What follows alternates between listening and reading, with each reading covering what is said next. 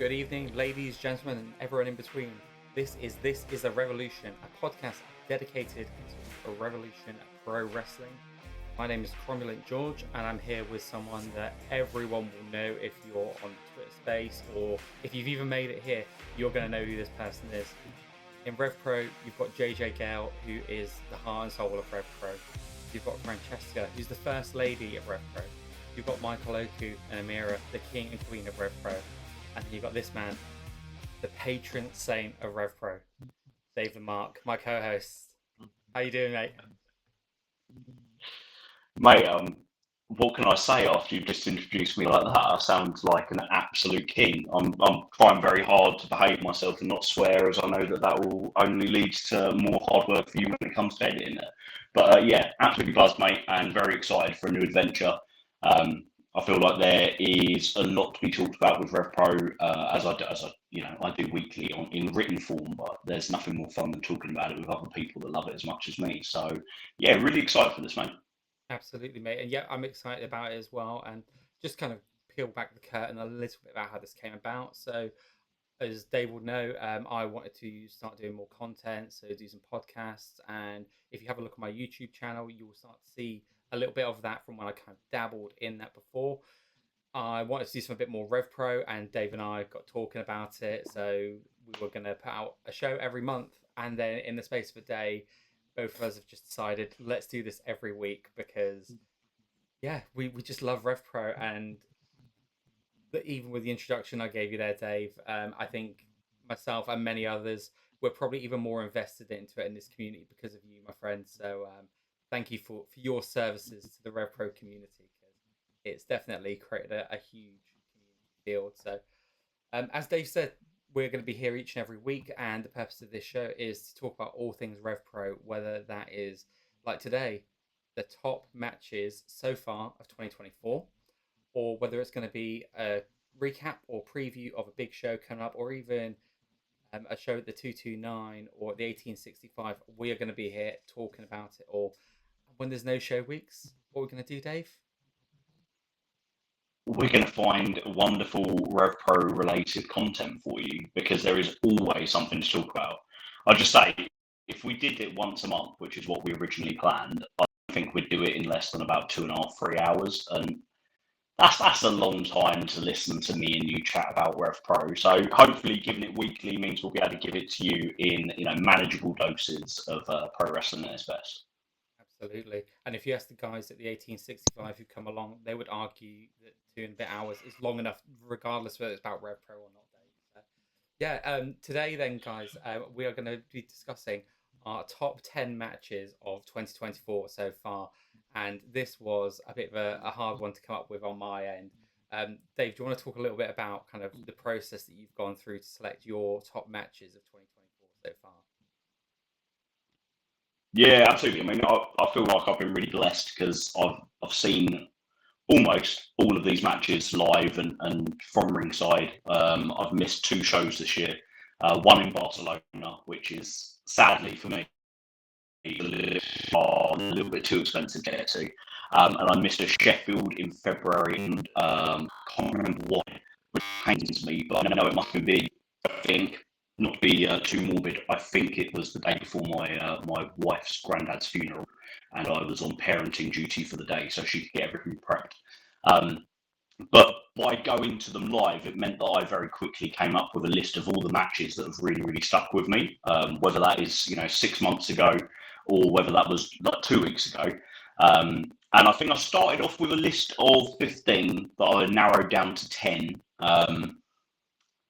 I always find you can massively overthink it when it comes to ranking the order of those 10. And I'm very happy with what I've got, but I will also be the first to say that I will probably disagree with myself within a week of saying this. So if you disagree with the ordering of my 10 matches, that is absolutely fine. I will too. But I don't think too many people will disagree with the 10 matches I've chosen. Now, I've got no idea which matches you've chosen, so I'm really, really curious to see how many of the 10 matches we've both got are the same, and then of the ones that are the same, how similarly are they ranked from first to last position. And I do just want to say, if a match comes in last, just bear in mind but I think we're on 19. I think Revpro shows this year. With between 7 and 9 matches on each card. That is a lot of matches. So if you're in the top 10, well done. You have done an incredible job, and we have absolutely enjoyed fanboying for it. Absolutely. And what's really funny about this is obviously, Dave, we've been going back and forth on text like for the past week or so, just talking about it and a little bit about me and kind of my behind the scenes of what I like to do. So I am I use the term OCD very loosely, but I like to make sure that I'm sitting down, I'm looking through my lists, I'm rewatching and getting everything there. And I was thinking about this the other day. I've actually looked at my list now, and I've got 20 matches overall that forms part of my shortlist. So, like you've said, the quality of what we've got here is top notch because I could make another list of the next 10 best matches, in my opinion. But yeah, it's going to be very interesting to see which matches that we both got. I think we've discussed this already. We probably all know what match number one is going to be for both of us, and for good reason. But actually, 2 to 10, it could be anything in between there. So yeah, really looking forward to it. So guys, before we get involved in this, just remember, hit us up on all of the different socials. I'll put them all up at the end of the video so you can get them all. Where you can follow Dave, where you can follow myself, and where you can follow the channel as well. We're going to be here each and every week discussing Revpro. And what would be really cool is to hear from people in the comments, on Twitter, everywhere. What did you think of these top 10 matches? Do you agree? Do you disagree? Do you think, George, you've got this completely wrong? Because look, it's going to be me that they're going to be calling out here, Dave. I know this. But yeah, just let us know what you thought. Join the conversation and let's have a chat. But without further ado, let's get into it. Oh.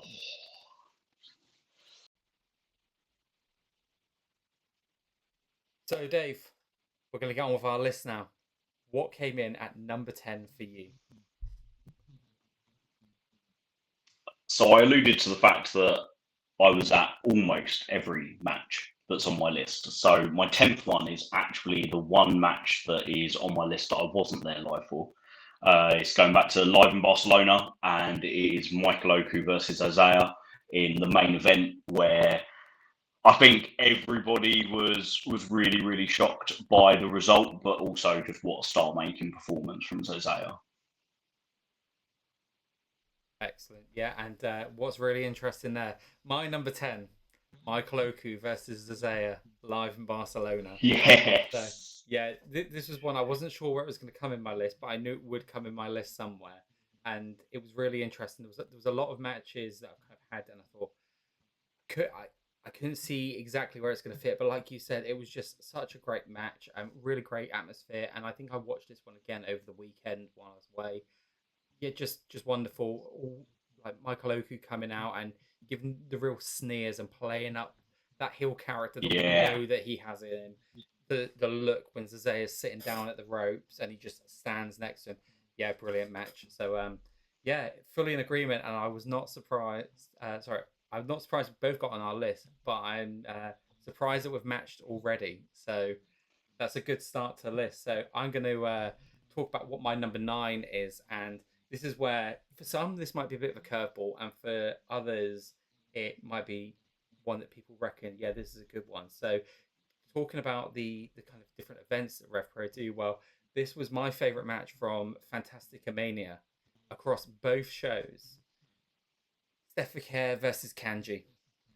I thought this was an absolutely fantastic match, and Kanji is one of those people that I have started to enjoy more. Not saying I didn't enjoy before, but really started to capture me, especially with her ring work, personality, all of that stuff. And then you've got Steph who's just Steph. Like, nothing more needs to be said. A really good technical match to kick off the whole of the proceedings of what is effectively a lucha weekend. It was so out of left field to me, but it just worked, and I absolutely loved it. I knew this had to be on my list somewhere. I wasn't quite sure where, again, it was going to fit, but I'm so glad it made it onto the final 10. And just a great example of women's wrestling from around the world. Do you know what? I'm so interested that you picked that, because I don't have that on my list. So I'll put that out there now. But I loved this match, and I loved so much about it. I loved how I think everybody in York Hall was expecting one of the six-man like trios matches to kick off proceedings and it to, ease into those big singles bouts. And they kicked off with arguably like one of the biggest stars of the show in Steph Care. And then I'm an absolute Kanji mark. I have been from my earliest days of going to watch Revpro.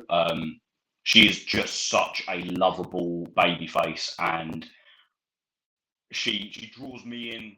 She draws me in every single time, and I loved this match so much. Unfortunately, not enough to put it in my top 10, but enough for me to be very happy that you've put it in yours. Excellent stuff. So, Dave, who do you have at number 9 then? So at number 9, I'm going back to Sheffield, the night after Epic Encounter, and I've got Mike DiVecchio versus Ricky Knight Jr. Now, this is one that I went back and watched. I watched it a second time because watching it at the time, it was, bearing in mind that show had Kushida and Jordan Breaks on it. It had Yoshioka versus Michael Oku on it. Two really, really like excellent technical wrestling matches, which is absolutely my jam. And then it had Mike DiVecchio versus RKJ, which was just this blistering, high pace, anything you can do, I can do better match. Which I must say is not always my favourite cup of tea. But this was that type of professional wrestling done at its absolute best. It was breathtaking, and it absolutely like lit up the Sheffield network, and it's one that I really really enjoyed as much watching it back as I did watching it live. Mike DeVecchio, he's one of those guys that I'd never heard of before Revpro, and the first time I saw him was at the 1865 in Southampton, and just blew me away. Absolutely blew me away. And when you put someone like that against someone like Ricky Knight Jr., I mean, you're only asking for good things, aren't you? You've got two wrestlers who can do things that they just should not be able to do. Like, Ricky's a big lad, and the speed at which he moves is arguably I think he's quicker between the ropes than anyone I've ever seen. Like, he's Callum Newman levels of speed between the ropes. And then Mike DiVecchio, like, just every time I watch him, I've been lucky enough to see all of his shows that he's been on for Revpro. And every time I've seen him, he does something which just absolutely baffles me that he can do it. And I'm surprised each and every time. Yeah, really, really pleased that this one made the list, and full merit as well. Absolutely. So, Dave, let's go on to number 8. Who is number 8 on your list? So number 8 for me has another one of those names where we were so lucky to have them for a couple of days, and I know this man's on your list.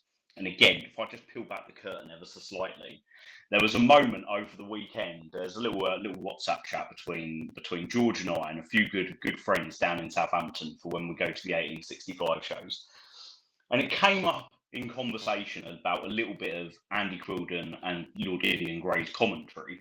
And it very quickly dawned on me that George and I were watching the exact same match at the exact same time on our Saturday mornings. And it was suddenly that moment, like, you've got Robbie X versus Igor Blog in your list, haven't you? Because there's no other reason why you're watching it, or unless it is one that you considered and didn't make the final cut. But it makes my final cut. My 8th match is from the 1865. The night after the Revolution Rumble, Igor Blong versus Robbie X, in very similarly to Mike DiVecchio and RKJ, in that anything you can do, I can do better style of wrestling, but in a completely different way, because theirs was all about grand feats of strength, speed, power, athleticism, and this was all about the high pace, cruiserweight style of wrestling. And it was just watching Igor Blonde for the first time in a singles match was an absolute privilege, and I just hope I get to see more of it. And I genuinely think I've seen Robbie maybe 45 times now. Fortunately, this is the one. This is my favourite Robbie X match I've ever seen. Wow, that is high praise indeed. And yeah, it was really funny, like in the group chat when I just happened to post a comment and Dave literally went, I think we're watching the same match. I'm probably only about a minute or two behind each other. So yeah, so my number 8 is Robbie X versus Kushida.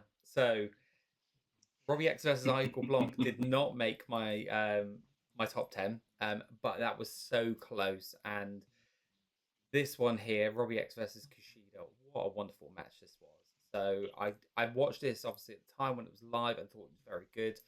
But I kind of when I was watching it at the time, I was kind of eye on other things and doing cooking and all of that. So actually sitting down to watch it properly and see everything that Robbie brings, and Robbie is vastly underrated, I think, because people look at him as this guy who just does a lot of high spots and whatnot. So much more than that. He's so versatile in what he can do. And you've got someone like Kushida, who, again, people probably just think he's this real high flyer kind of guy. But actually, the level of technical excellence he can get involved in, and then Robbie gets involved in that as well. So I think this is much more than just a normal cruiserweight match to me. This kind of sits somewhere in between what I'd see from someone like a Jordan Breaks, a Zack Sabre Jr., almost with Kushida there, and then a typical cruiserweight match as well. It was wonderful, absolutely wonderful, and I love the show of respect at the end from Robbie as well. Yes, I'm going to kind of make two apologies here. Number one, I'm going to mess up the suspected ordering because I assume in a moment you're going to tell your seventh match and then I'm going to tell mine. But I'm actually going to dive in there first and say Robbie X versus Kushida is my number 7. And then I'm going to make an apology because I just said that Igor Blanc versus Robbie X was my favourite Robbie X match of all time. And in actual fact, I was telling a lie. Kushida versus Robbie X is my favourite Robbie X match of all time. But Igor Blanc versus Robbie X is my favourite Robbie X match of all time. So it's my favourite, like, classic cruiserweight, high flying, king of the cruiserweights match. But Kushida versus Robbie was so different. And what I love is the fact that Robbie can literally wrestle anybody. And like we've seen it, we've seen him with like Anthony Ogogo, we've seen him with Levi Muir, like big fellas. We've seen him against people that can match his speed with like Leon Slaters and people like that. And then, he wrestles an absolute technician in Kushida. And the story that they told was just so beautiful. Like, it really was. Kushida came in with a game plan of, I'm going to take your arm away. Without your arm, you can't do any springboard offense, and I will get you in the hoverboard lock. And Robbie was just trying to survive from the first moment to the last. And in the end, a moment that will live with me, I think, for possibly, as long as I've got my memory, is Robbie X trying to hit the exclamation, not being able to, and then later in the match hitting it with no hands. Like, if you've never seen Robbie X wrestle, like, if we're talking to someone who has literally just stumbled across this on YouTube, we are talking about a man doing a full handstand into the ring ropes, bouncing back into a cutter. But he is not using his hands to do his handstand. So he is literally just somersaulting into ring ropes and bouncing back well enough that he could have landed on his feet to hit this move. And it was one of those moments that just took my breath away. And that is something that, it doesn't happen very often, but it absolutely happened in this moment. And it's one of my favourite moments of the entire year. Yeah, I'd love that. And you know what? I think Robbie X, I was having to think about this over the weekend. He is probably the wrestler that I find it hardest to rate his matches, and not because of anything that he does. It's because his matches are such a high standard that what would be in this day and age, like the work rate day and age, where everyone can do everything, and then you've got someone like Robbie who stands clear of a lot of those as well. The level of his matches is so good that sometimes you just think, ah, it's just a typical Robbie X match. But a typical Robbie X match is fantastic, and these two are two really great examples of where they are so different and show such variety to what Robbie brings, but just shows why he really deserves to be out and about in states, out and about in Japan, and all of those other places for them to get to see what we've got, because he's called the king of the cruiserweights for a reason, and this is it. I've never ever seen the guy do anything where I've been like, he has gone out there every single time and absolutely nailed it. So full kudos to Robbie X. And as you nicely took us on to number 7, my number 7 very recent, and I had to watch this one back because I wasn't sure if recency bias was getting me here. But it was Luke Jacobs versus Isaiah. So this was an absolutely wonderful match, and to be there literally live, so close to it going on. And look, full disclosure here to anyone that's watching this who doesn't know, I'm probably the biggest Luke Jacobs mark that I know. Love the guy, love his style, have been a fan since the first time I've seen him, and that has just gone on even more and even more and even more. So I was worried coming to this list that I was going to end up with just like every match being a Luke Jacobs match and go, this is the Luke Jacobs loving. But by the same token, almost with the same as Robbie, kind of grading him on such a higher curve as well. But this one, tremendous, absolutely tremendous. You touched on in the last match about the story being told, and that's what I loved here. The story of it. It was Luke versus Michael Oku, with Zazea as Oku's proxy, and that's not to take away from Zazea at all, because the guy is doing a wonderful job. But that is what he was doing. He saw Zazea as Oku's boy, and the story they told, like literally get him to take a free hit. And Luke could have actually had the match away at one point and just didn't, just kept toying with him and toying with him. And I'll never forget the reaction of people in the crowd. And those of you who have watched Revpro on Demand or been to Southampton, no doubt you'll have seen or heard Tom, who's part of our group chat, who usually carrying around an umbrella and whatnot, but his face, hand in his face, um, yeah, when Cesaro got the win, like I don't think any of us really expected that to happen, especially on the run up. But that's what just made this match. It gave us something I didn't know we were going to get. I thought it was going to be a typical, I say typical, a Luke Jacobs win, and then actually reflecting more on it, it had so many more layers to this story because realistically, who was the last person that beat Michael Oku in a singles match? Zazea is one of those people. I think it might be Zazea, might have been the last one, but Yeah, Zazea also beat Michael Oku. He's beat Luke Jacobs. So not only are you telling that story there, you're coming out of this with someone who can claim to have wins over the two people that are going to headline, what we presume are going to headline, the biggest Revpro show at the Copper Box. Told so many good things for me here, and yeah, just hit so many high notes. mate, I absolutely love the fact that this match has made your list. I've said it a few times now in different forums, and I apologise if I repeat myself for those people that are, have read everything that I've written. But I've never been at a show before where something has made me stand up. I stand up a lot, standing ovations, giving wrestlers the big, round of applause at the end when they've really put really something special together. But the moment Isaiah pinned him, it shocked me so much that I just automatically stood up, and I've never had such a physical reaction to live pro wrestling before. And that for me absolutely embodies just how good a job they did.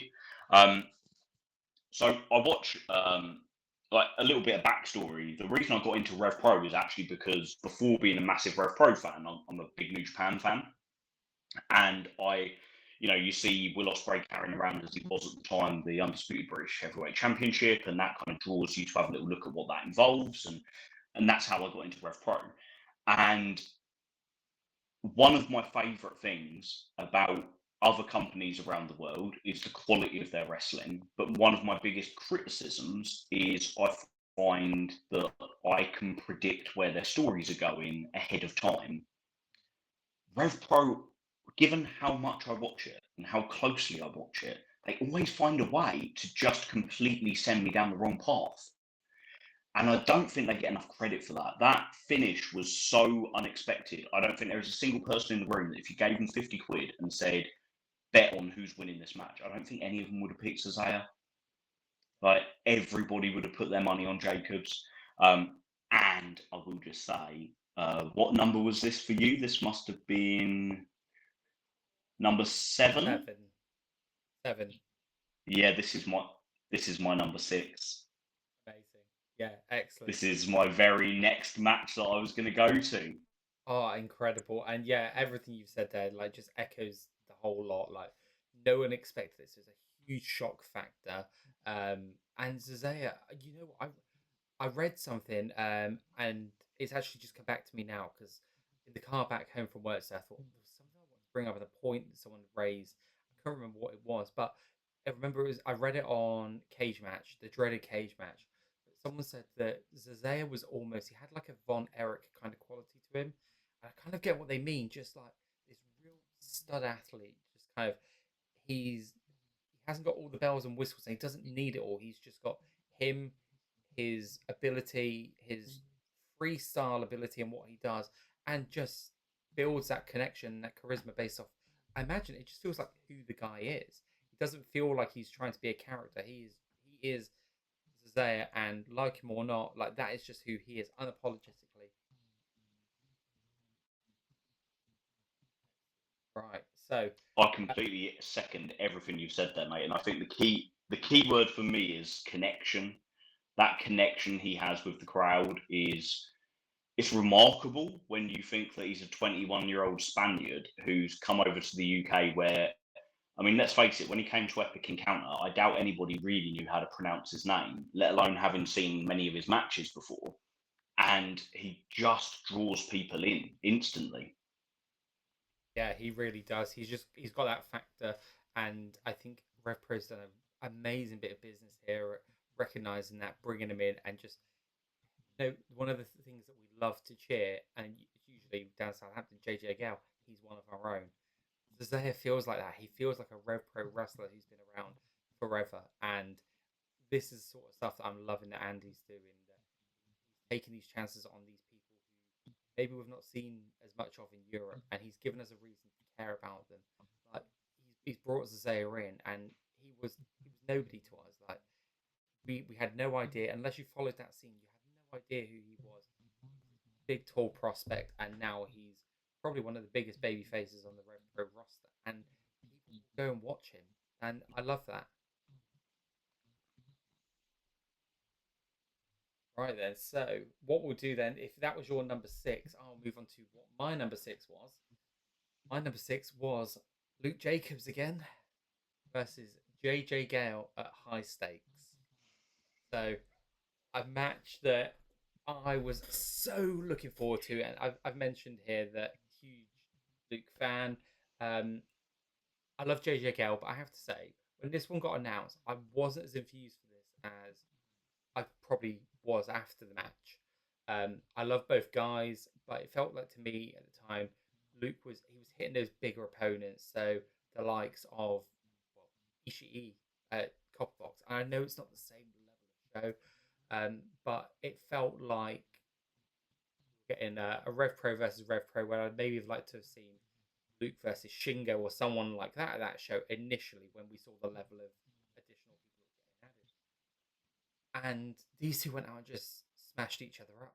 Like it was again everything you love about JJ Gale, everything you love about Luke, and they just took it to the next level. And I came away from this live. There was so many great matches around this, and for me, I'm probably going to say show of the year, like so far, because the amount of great matches it had, and this one absolutely stood out for me as one of the top matches. It showed why people love Luke. It showed why people gravitate towards JJ. And even when there was some stuff didn't pull off, like there was a spot where I think JJ was trying to do a run up onto the barrier and try and jump back and catch Luke, and he didn't quite make it, but he just got enough out. And the selling Luke was doing and kind of pointing like, oh no, he just managed to clock me on the jaw at the end, and the way that was told on commentary, so that even when things didn't go to plan, and that's the beauty of wrestling, right? Is that we all know it's not real, but if they can do it in a way that makes it seem like something that didn't quite go to plan still looks effective as if you're in a fight, that adds to it, adds to the grittiness and realness of it. I absolutely loved it and was so glad that it turned out to be as good as it was. And again, watching it on a repeat the other day, the fact that it only, and I say only, made number six on my list really says it all about how good the quality of all of the other matches across the year have been. It's all about the suspension of disbelief, isn't it? And that's exactly what we got here. Um, I feel like this was so like when I was watching the matches back, I'd sort of like make like the odd note of just like a phrase or something that I'll include because I'll do an article for my website based upon this top 10 list for like the weekend. And the only thing that I wrote down for this match, the only sentence I wrote down was breakout performance for JJ Gale. And that's exactly what I think this was because he had his big match at the Copper Box last year against Vegeta.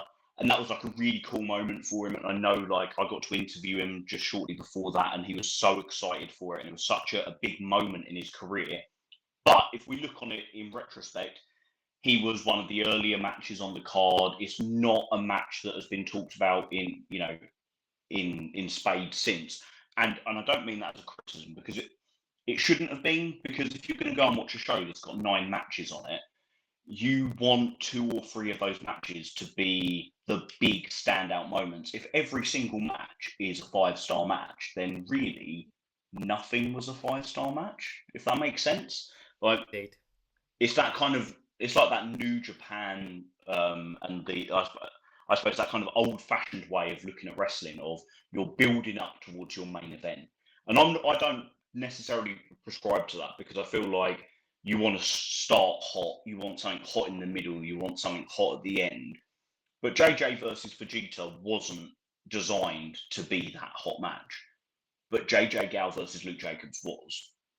And that's probably, I think, the first time JJ's had a big singles match where there's actually pressure on him, where like Andy would have been in his head thinking, like, JJ, it's on you now to go out and like show you're ready for this level and be a match that, you know, we're here like 4 months later raving about.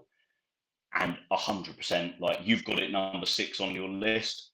I laughed when you said that because I've got it as number 5 on my list, and it's the very next match that I would be talking about. So right now, our lists are almost identical. It's just you've got something up your sleeve that I haven't got, and you had one match earlier right down, and I had a different match earlier down. But yeah, Luke versus JJ was going to be is my number 5, and it's one where I wanted to watch it back to see exactly where I wanted it to be in this list, and it was even better when I watched it back second time than I remembered it being. I think I had an element of, I thought I would have recency bias towards it because I raved about it at the time, but actually when I watched it back, there was no element of that. It stood up beautifully.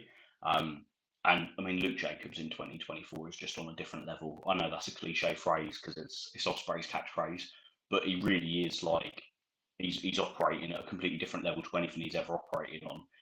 And you know, we said about Robbie earlier. How has Robbie never been in the best of the Super Juniors? Like, I literally feel like banging my head against the wall with that. If Luke Jacobs, I mean, Luke Jacobs has got a very busy summer, so I'm glad he's not. But one day that man needs to be in the G1, and the world will realise that we have a man who is basically like the second coming of Walter on our hands if they use him that way. And I'm not entirely sure that Luke Jacobs in the UK needs to be a Walter. He's a Luke Jacobs. He doesn't need to be anything else. But he could be massive in Japan. Like, he could literally be their main man if his career takes him in that direction. And I'm very, very fascinated to see if it ever does.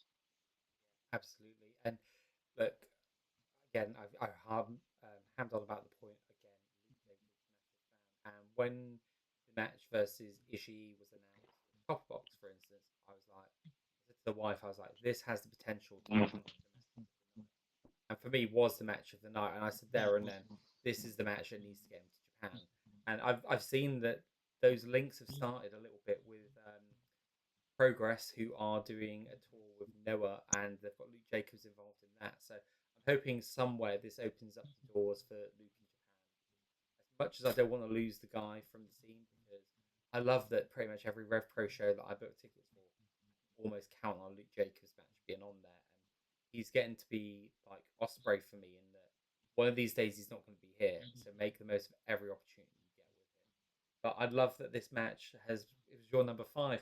It goes to show that we are not discussing these lists beforehand. That this snaking method that we have got here is not going the way we planned it. But hey, that's the beauty of these things. So what I would do is I'll jump in with my number 5. I wonder if this is where maybe my list kind of throws the curveball to you. From live in Barcelona at number 5, Grizzled Young Veterans versus Barcelona Blacklist. It was so hard to place this on my list because there are so many matches I kind of felt, no, this one's better, this one's better. And I feel like I was putting it a little bit too low. And I was like, no, this feels like it needs to be higher. The reason I love this one so much, it had everything you could want.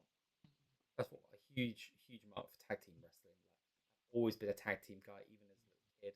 One of the first acts I liked was the Rockers as a kid. Just unironically loved the Rockers.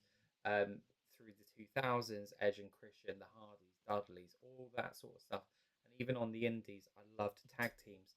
So I've got this love tag team wrestling. You've got one of the best tag teams in wrestling today in Grizzled Young Veterans.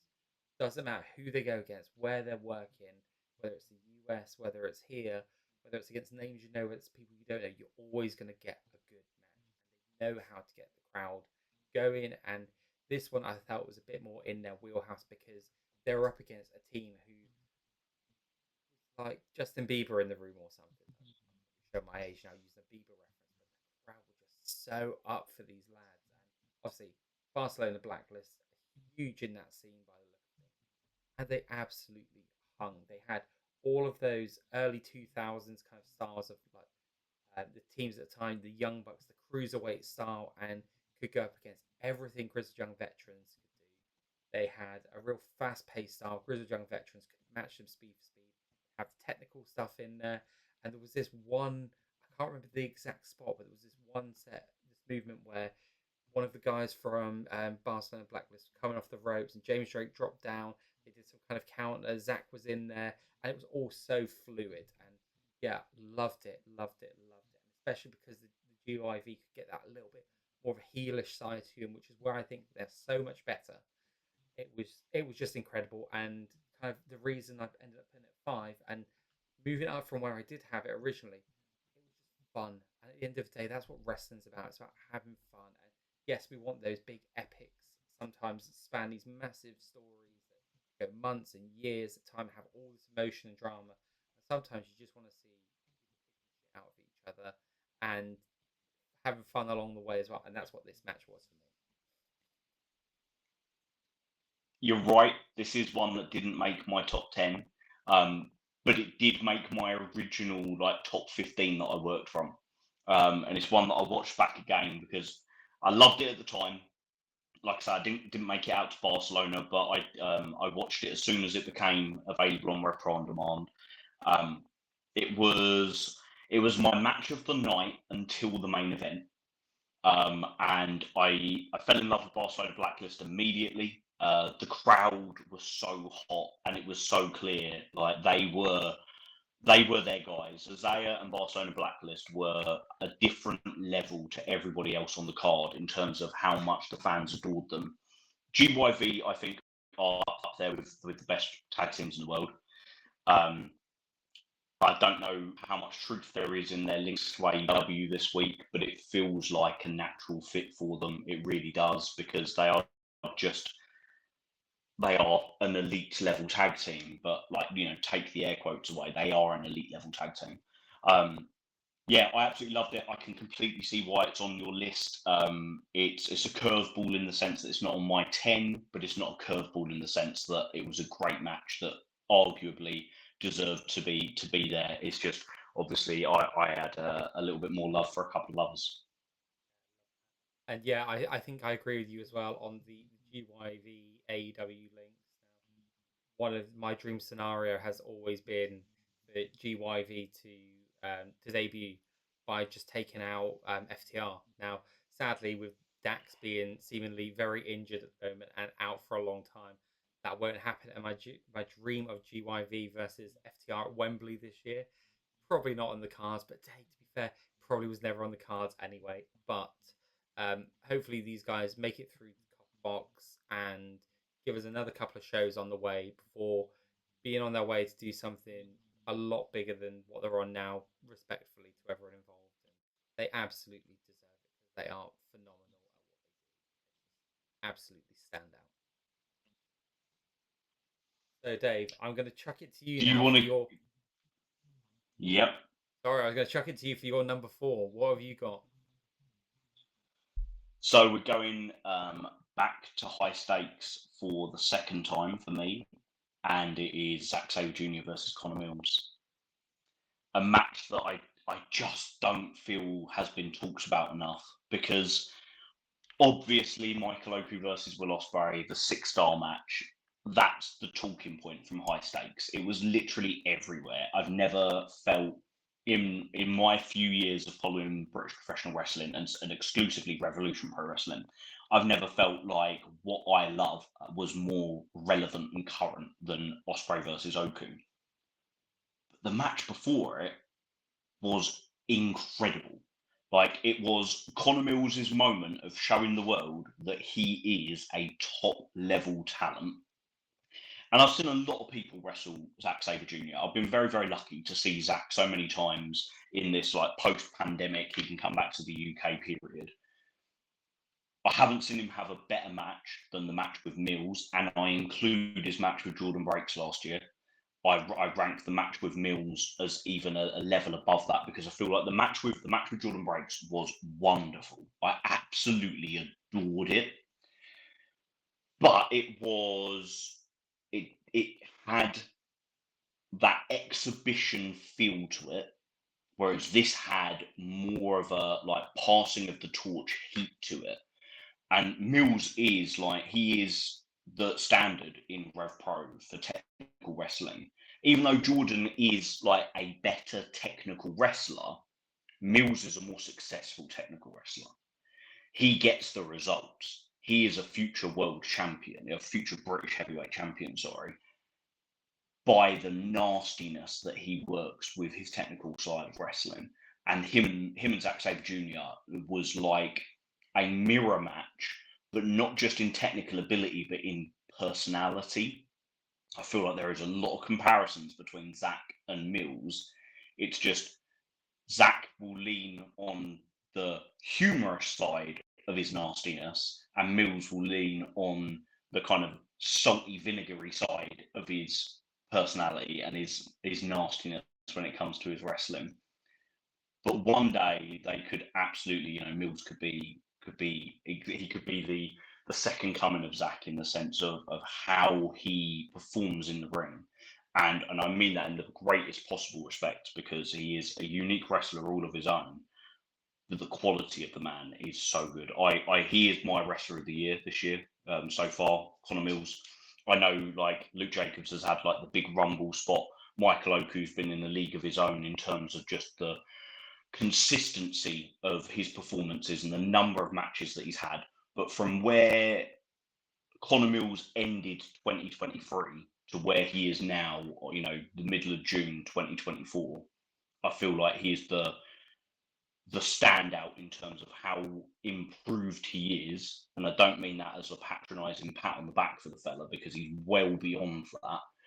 But from being a really, really good wrestler to a great wrestler is what I feel like has happened in the last 6 months. And this match and another match on my list personify that. Love everything you said there. So, I'm not going to say where, but this does feature on my list. And I knew this was going to be on your list. How could it not? I was laughing along there because a lot of what you said is echoed, and I was kind of something that I really want to say. With two things I really want to say, I felt that Mills was also the most improved wrestler of the year, and not in a way that is like you said, patronising to the guy. Going, oh, well done, you've improved, but it's not that at all. I think he's just found himself even more. Like he was always good, but he's found who he is, and he's leaned into that. And like you said, his technical bully side almost is fantastic. Now, again, peeling back behind the curtain, I'm looking at my list now of the matches that I've got on my list and the matches that didn't make it. The person who features the most across all of those, Connor Mills. Nobody has been nominated on my long list more than Connor. His match with Luke, the double KO match, that was so close to making my top 10 and just didn't. His match with his other match, to be fair, at Revolution Rumble with Luke, another very good match. His match with Hechicero. These are just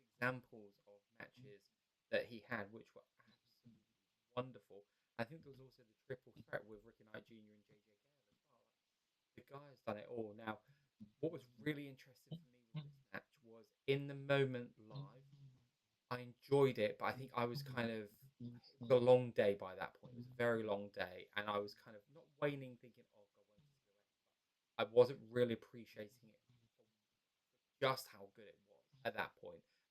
I knew I was watching something very good, but it was actually I was really glad to be able to sit and watch this one back, wide awake, not having like the emotion of all the event going on around you at that point, and just watching this in isolation. And I knew it was good when I watched it, and I had a place in mind where I thought this one was going to be, and this ended up going higher than I was expecting it to be. So yeah, that just a wonderful match. Could not put it better than what you said, Dave. Thought I had other matches nailed on ahead of this one, but it when actually sitting down and watching it again, wonderful. So what that is a great number four, and if that's your number four, I'm really looking forward to seeing what you've got in the next spot. For me, my number four was Michael Oku versus Isaiah at Epic Encounter. I won't hammer too hard on the point because we spoke wax lyrical about the guys in their Barcelona match. They just took everything of that match up another level, and you had the stakes of, oh, actually, this guy did beat Michael in the previous match, and it was kind of all those little bits, the little callbacks. I just thought it was fantastic and really deserved the place I think on the list that I've given it. I think that's really, really fair. I don't have that match on my list, and I don't want to use this as a cop out. But I've said before, whenever there is like a series of matches, I kind of look at it as one big match, like one big saga with different chapters. And so I looked at Zazaya and Michael Oku as a European football round of 16 Champions League match, where you've got an away leg and a home leg. And for me, I then looked at it as like one body of work, but it was the shock of the result in Spain that was what got that match on my list. I actually think if we were looking at it as just which match was like technically a better match, not that I have no wrestling experience at all, and therefore I'm in no position to comment on the technical ability of those involved. But like in terms of the sort of like the bread and butter content of their 20 minutes, say, I would say that the match in Stevenage was a better match, but I was more entertained by the match in Barcelona because of the unpredictability and the shock and the occasion. So I'm glad that it's got a shout out on yours, but with only 3 matches to go, it's not peaked into my top 3. Yeah, and I think that's really fair the way you've looked at it, because that's normally how I would look at it as well. And this one, it really just kind of stuck out to me with being like, actually, no, I really want to nominate this one as my number one. While to me they had that similar thread, to me they told different enough stories that I felt I could keep them. And that's why I loved, like you said, that the first one was that unpredictability factor at the end, and that's kind of what brought into this one for me. That layer of storytelling. And what's really interesting is I came away from this one thinking, okay, I'm not sure this will make my top 10. And for the days afterwards, I kept thinking back to little bits of this match. And I've had that sometimes with books where I've come away thinking, yeah, that was decent. And then as it's gone on, little bits just keep popping into the brain, keep popping into the brain. And you actually realize it's settling with you. And that's what happened with this one. And again, Zazaya, that's the third match he's made into my top 10. And the guy, like, he's been in Revpro since that was April, if I remember correctly. That was Yeah, the week or two after the event on the 1st of April. So yeah, he's only been around since April and already featuring on 3 of the mid-year matches. So I'm really hoping we get more of this guy in Revpro. And just Andy, find a reason to book a match, and please, Raw Deal, give me Luke versus Isaiah 2. That's all we need to happen. it's a match that I really feel like it's. I remember we spoke as soon as the Southampton show finished. It felt like that finish was a perfect setup for a rematch. And if it's going to be a rematch, then you do it at the biggest show available. which is Raw Deal, given that Luke is busy for the Copper Box. It'll be interesting to see where Isaiah finishes on that end of year list that we will inevitably have. And this is where my mind's already thinking: do we need to do two? Do we need to do one which is best of the second half and the best of 2024? If we thought our job was going to be hard with these lists now, let's wait till then, because if this is the quality we're getting already, we're going to have a hard time picking them. But hey, what is better than being able to pick between great wrestling matches, eh? So I am going to move on to number three, and this is where my top three then starts to reveal itself, because we talked earlier about Zack Sabre Jr. versus Conor Mill, which fell into my number two spot in the end. It what came in at number three was the match that I initially straight away wrote down and said, "This is my number two match, no matter what." It was Danny Luna versus Alex Windsor, the dog collar match. I think for me, the reason this just fell that slightly bit more is just because the style of match. I just preferred that Colin Mills versus Zack Sabre Jr. match that little bit more, but that's not a slight on the match. It was so close. I was back and forth in on this one, and part of me was thinking, because of the lengths that the women went to and everything. Actually, am I kind of underrating this? But no, I thought what they did a phenomenal job, and I'm a massive fan of both. I love both, and the closest I've ever come into a both these people chant or anything was when Danny and Alex fought for the women's title. And obviously, I was sided with Danny at that point. Wanted to see Danny get a big moment. I think that was an Uprising last year, if I recall correctly. And I just felt that match didn't quite hit the levels I think we were all expecting. Certainly for me, anyway. I came away thinking, okay, I know these two have got the chemistry somewhere, and here it was. I mean, I think Alex has really, really started hitting her groove, which is crazy to say, and I think Danny as well, as both heel and babyface, because they're so good at what they do. They've been so good at what they do for so long, but they just seem to be hitting those characters even harder, finding those and really getting in with it. And yeah, the watching the match back, seeing all of the stuff they were doing, Alex's bump onto the dog cage and stuff like that. Oh, it was brutal to watch what these two were going through. And Alex Windsor just has this way of kind of looking at you, where you just like, oh, you just want to see her get a punch. And Danny's just got this way of, you just want to see Danny punch everyone. Perfect pairing, really great chemistry in this match. Loved what they did, and yeah, really, really happy with how this match So that match also features in my top three. It is my number two. The thing that I'm like I'm Dave the Mark. I'm a massive Revpro Mark. Like I'm literally kind of like, it appears as though I'm branded for it, but actually, I've said before, the Dave the Mark name only came about because I'm a teacher and I didn't want my actual surname to be everywhere on social media, just because then kids will find it and I'm suddenly accountable for the things that I say. Now I can say whatever I want because it's become a little, side kind of hustle. So I'm free from that. But one of the reasons that I'm such a mark for Revpro is because I love their style of wrestling. I love everything. I feel like Andy Quilden and I see wrestling in a very, very similar way. I've listened to a lot of his podcasts, and the more I listen, the more I realise that, like, I feel like if I was ever, I never want to be in a position where I have to book a wrestling show. Good lord, it looks like the hardest job in the world. But if I did that, like, I would basically be making a little copycat Rev Pro. And one of the things that I moan the most about is the overuse of stipulations in wrestling and how I've become completely desensitized to it.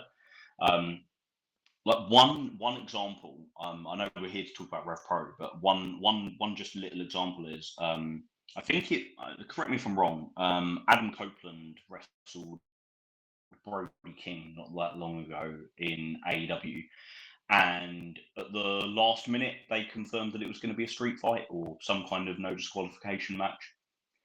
And I was like really up for that match. I was really excited for it. And the minute they said that, I just felt like the wind had been taken out of my sails.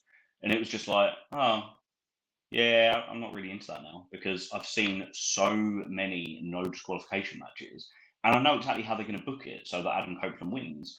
I wanted to see how they were going to book Adam Copeland to win against the monster Brody King, where he has to just beat him in a wrestling match. That's a much more interesting story for me than let's just make it really brutal until he can't stand up. We'll make him look like a monster. Like it's a little bit easy and a little bit cheap and a little bit predictable for me. Now I know that's just my opinion, and I know loads of people loved it, and I don't want to put shade on anybody. But the reason I'm saying all of this is because Revpro do stipulation matches so infrequently that when they do one, I think there's a big pressure on them to do it really well, because if you're going to do it so sparingly, it's got to deliver.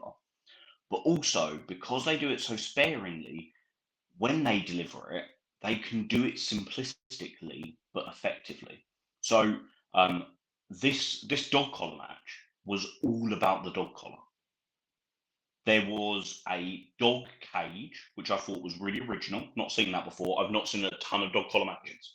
Excuse me. I'll be the first one to admit I haven't gone back and watched like all sort of like the old Japanese dog collar matches. I've seen them in NXT UK. I've seen them in AEW. I've seen this one in Revpro, but I haven't seen that before. The dog cage. They used a steel chair, sorry, and they used the dog collar itself. That was it. No tables, no thumbtacks, no glass, no light tubes, no unnecessary. And the violence came from the dog collar itself. And that for me is so important. I will be the one, I'll say that they did a strap match between Yota Tsuji and Shota Umino at the 10-year anniversary. And it didn't work for me, if I'm honest. It was probably one of my least favourite matches of my time going to watch Revpro. I didn't particularly enjoy it. I don't think it was particularly effective. And it's, of all the stipulation matches in the world, I've never been one for the four-corner strap match. And there was a little bit of me thinking, I hope this one's a lot better than that. And good Lord, was it. Like, it was incredible. That comes in at number 2 for me. My number 3 is not on your list at all, and this is the first time in this podcast where I am absolutely shocked. Because my number 3, when we talk about the year that Connor Mills has had, and we talk about his match with Zack Sabre Jr. as like the moment that 1,500 people saw that Connor Mills is a megastar now. If we go back just a few weeks before, the 200, 250, 300 people of the 229 saw just how big Connor Mills had become and how far he'd come when he destroyed Trent Seven. And Connor Mills versus Trent Seven, the second of their matches at the 229 this year, is my number 3 of all Revpro matches this year. It was one of the most violent pro wrestling matches I've ever seen. Bearing in mind, we were just talking about Danny Luna and Alex Windsor, who were bloody messes by the end of their match.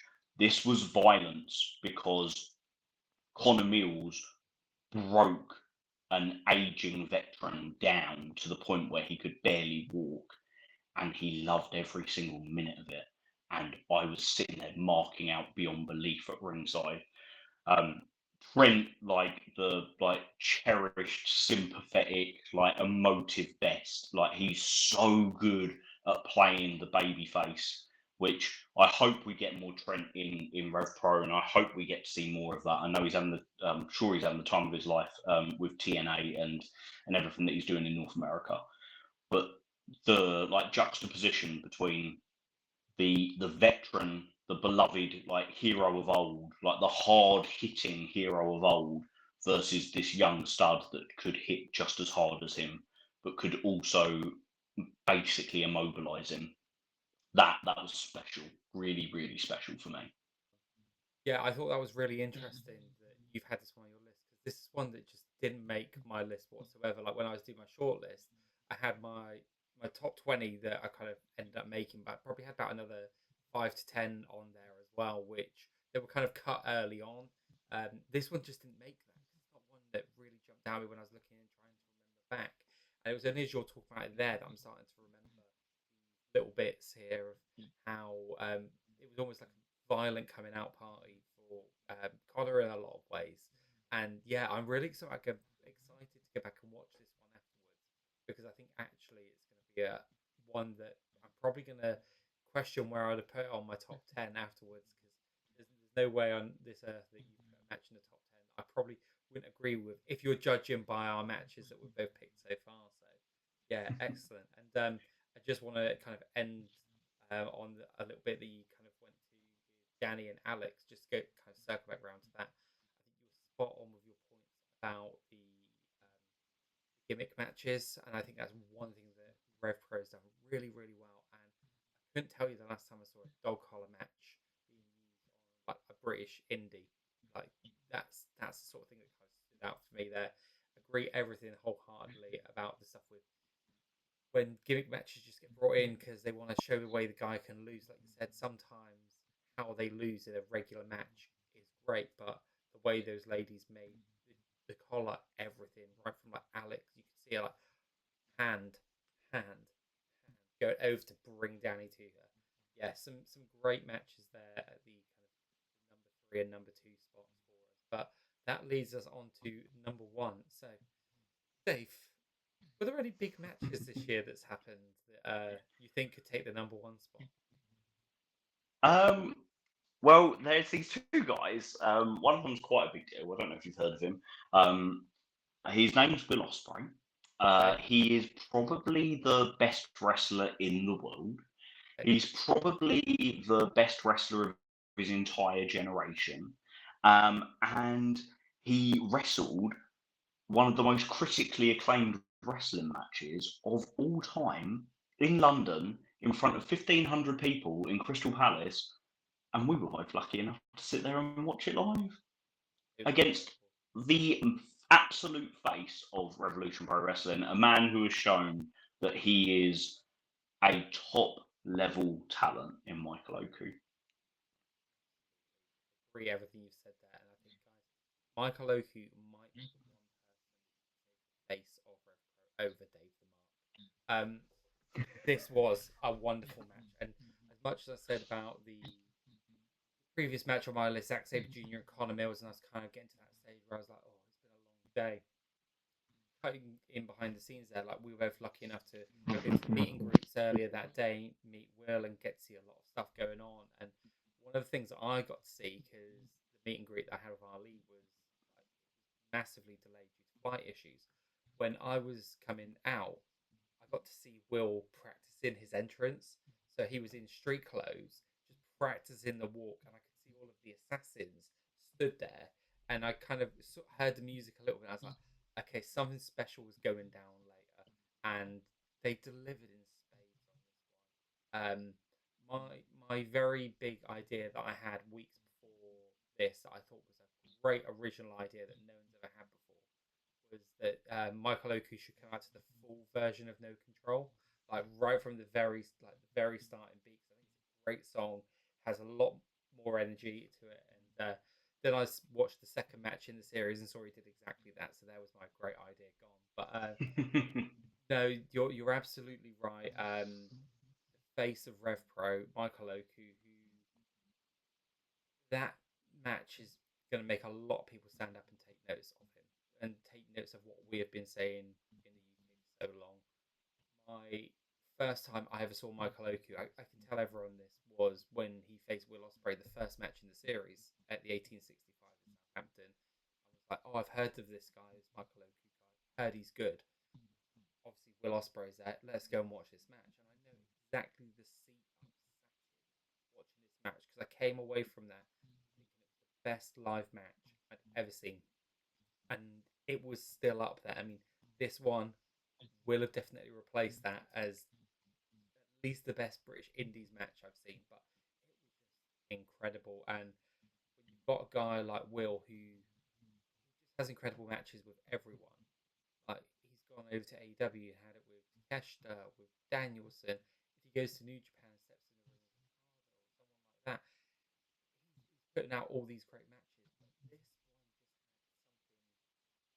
for me reach beyond those matches, because as much as I love the epics of work rate matches and the stuff that you can do with someone like a Danielson, the story this had behind it, and going into it, Yeah.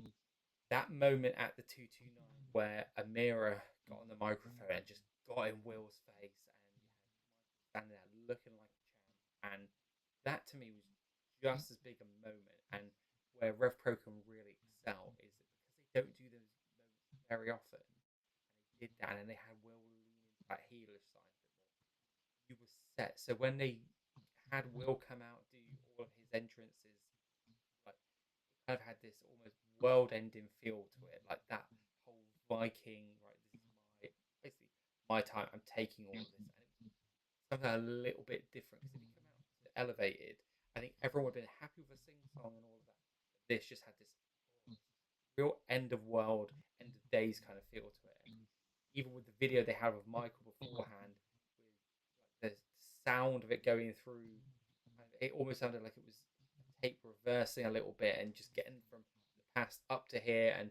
putting all these moments in, the little game over sign, all of that stuff. It played into it wonderfully, and that's before you even touch. Like the amount of times that when I was watching this match, I was watching what was going on between the ring. I was watching a mirror at ringside because the work that she does and being able to convey emotion. And I've said this before and so well, numerous times. She can look at you in a small venue like Southampton or a large venue like London, and you feel like you are the only person that she is looking at, and you have to do what she wants you to do. You have to cheer and you have to get behind. And she has this innate ability to get people doing that into their moments. Speaking of which, I can't remember exactly how it went down there, but I remember she got clattered at some point as well. Yeah. The stuff that she does to enhance the matches, Michael and Will, what they were doing in the ring was great. And Will is one of those people that he doesn't get enough credit for his selling. A lot of people, that's one of the things people use to his detriment, and the facial expressions he was making. Michael Oku left that being on the same level as Will Ospreay, and that was important. That's what it was all about. My biggest criticism of the show at the Copper Box, as much as it made sense, my biggest criticism was Michael Oku is your British heavyweight champion. He should be headlining that. Now I get it. Shingo versus Will is a bigger match than Michael versus Trent. I get that, but I kind of think that was one of the things that I thought was if you really want to show what Revpro is all about, and this is why I'm sitting here talking about it, and this is why Andy Quilden's out there doing it, because there's reasons we're both in the positions that we're in, but how we've then come around to getting to where Michael Oku leaves that feeling on that same level. I just want one thing to happen.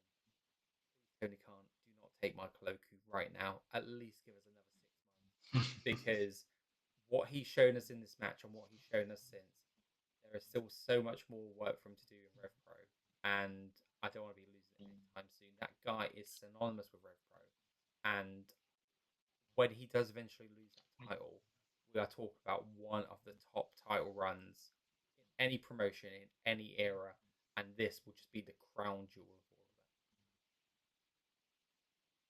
of all of I could not agree with you more, mate. It's undeniably, and I say that like obviously everything is subjective, but this is the best undisputed British Heavyweight Championship reign since Revolution Pro Wrestling began in 2012.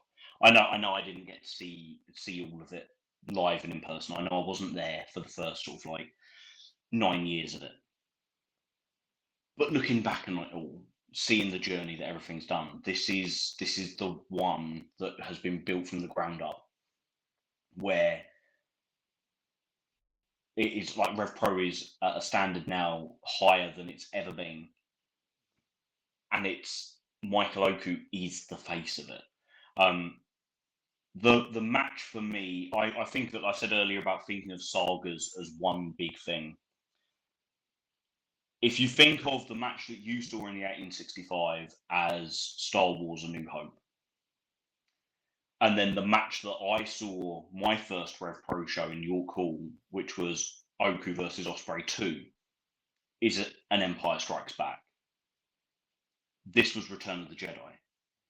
And I know that some people, I've never understood it because I think it's a bloody great film, but some people don't think that Return of the Jedi is as good as The Empire Strikes Back and A New Hope. But it was bigger and it was grander than those two.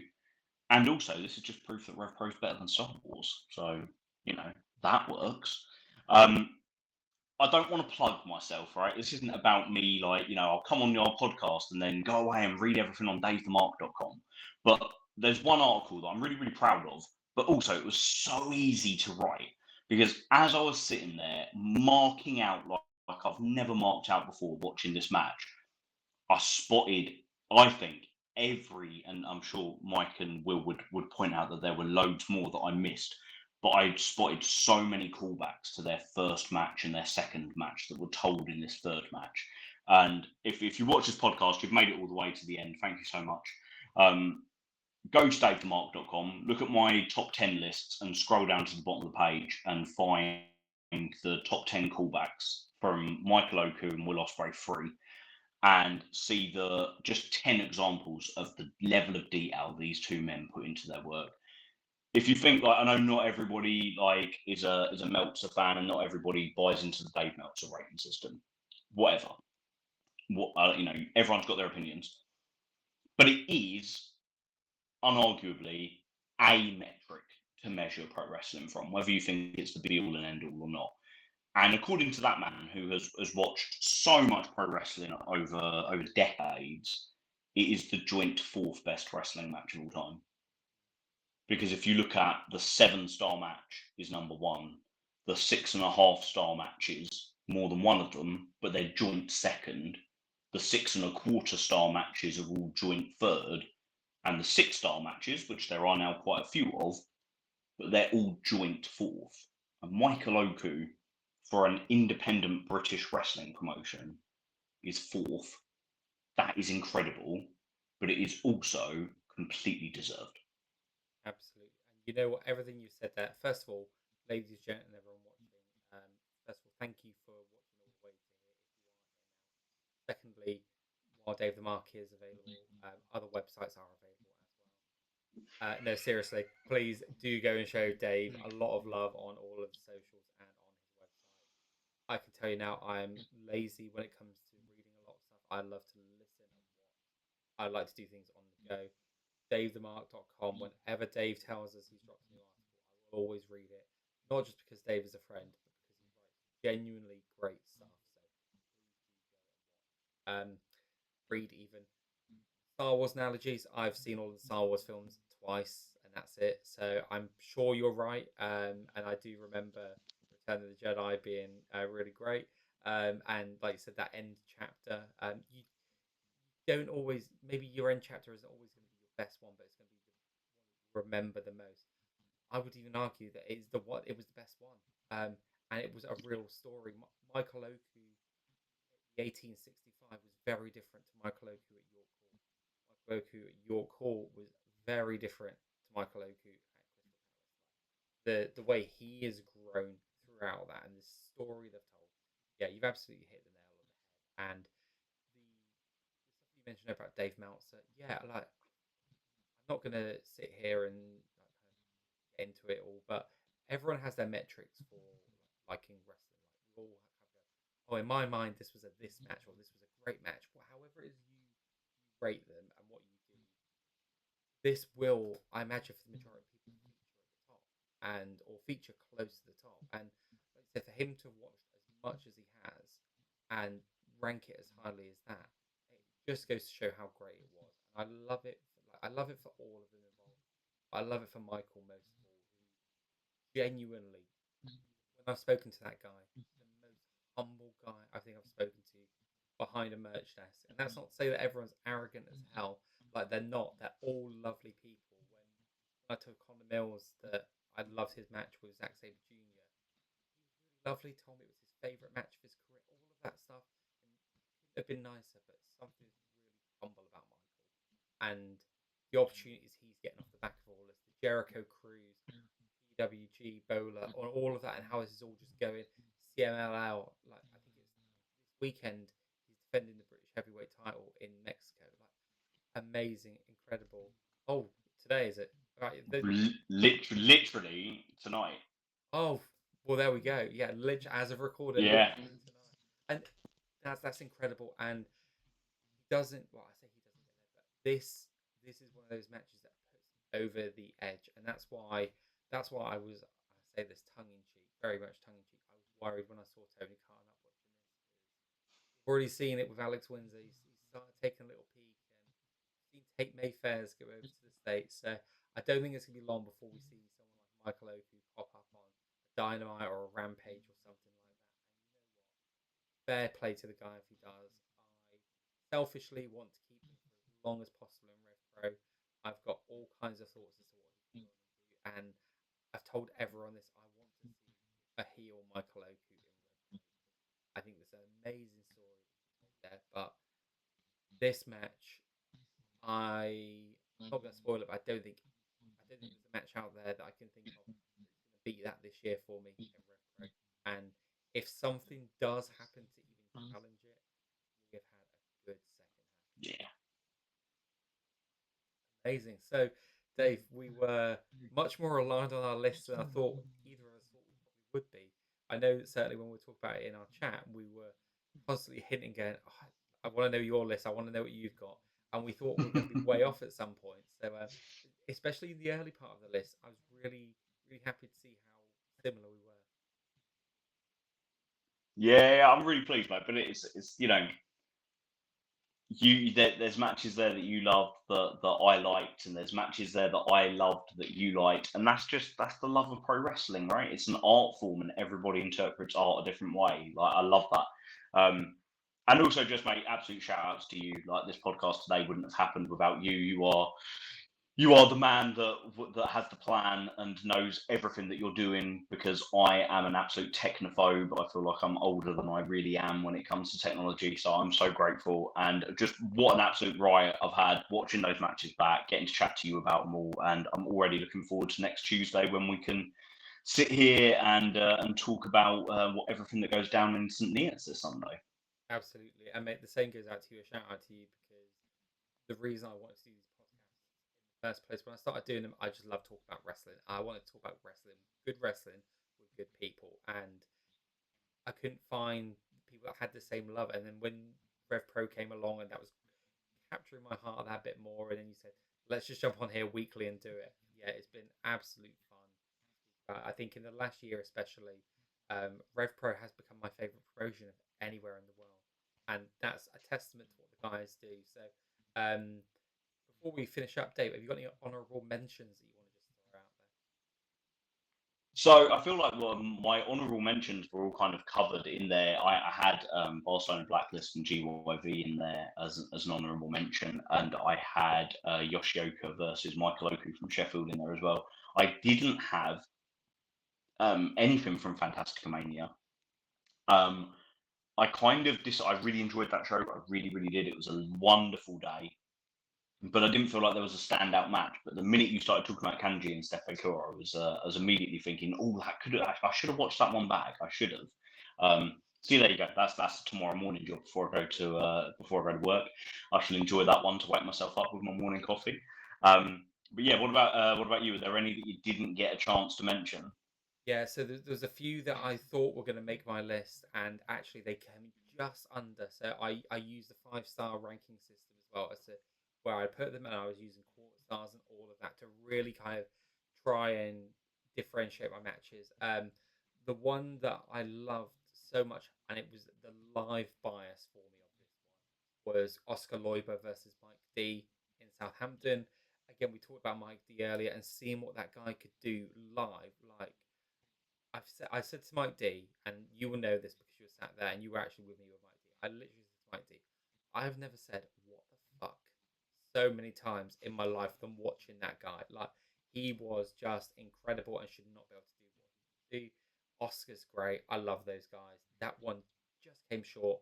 And then the other ones for me were actually both of the Josh Alexander matches, Leon Slater and Yeah, JJ Gale. I thought the Josh versus JJ Gale one would make it onto my list, and just came in just that little bit short. The only match before you get into my top 10 I had before it was Connor Mills versus Luke Jacobs, the double knockout match. But it came yeah, so close. So yeah, those are the matches that I had so close to my top 10 as well. Excellent. So yeah. Incredible matches, mate. yeah, wonderful stuff. Yeah, so anyone that's watching this, thank you so much if you've made it or listened to this far. It has been so much fun. I can't believe where the time has gone already. Apparently, we've been talking for an hour and 15 minutes, and we said, let's keep this to an hour. But once we get more on track with this and kind of get into our groove, we'll start to edit ourselves down a bit more. Or maybe not. Maybe we'll just get worse. But who knows? They've been an absolute pleasure speaking with you. Like you said, we're going to be back next week to talk St. Neots and what is already looking a really interesting card before we move on to Raw Deal. So, yeah, if you want to check anything out by us, again, at the end, we'll flash up all of the handles, all of the places you can find our work, davethemark.com. And importantly, go to revproondemand.com. If you've not got it already, sign up for your free trial, watch back some of these matches, and I can guarantee you will not cancel. You will carry on and you will just keep going more. When you finish our list, head to davethemark.com, look through Dave's top 10 list, and go through what's there. You will not be disappointed. Dave, any final words from you, mate? No, mate, just an absolute pleasure, and thank you for everyone who's listened, and we'll see you next week. Catch you all later. Take care.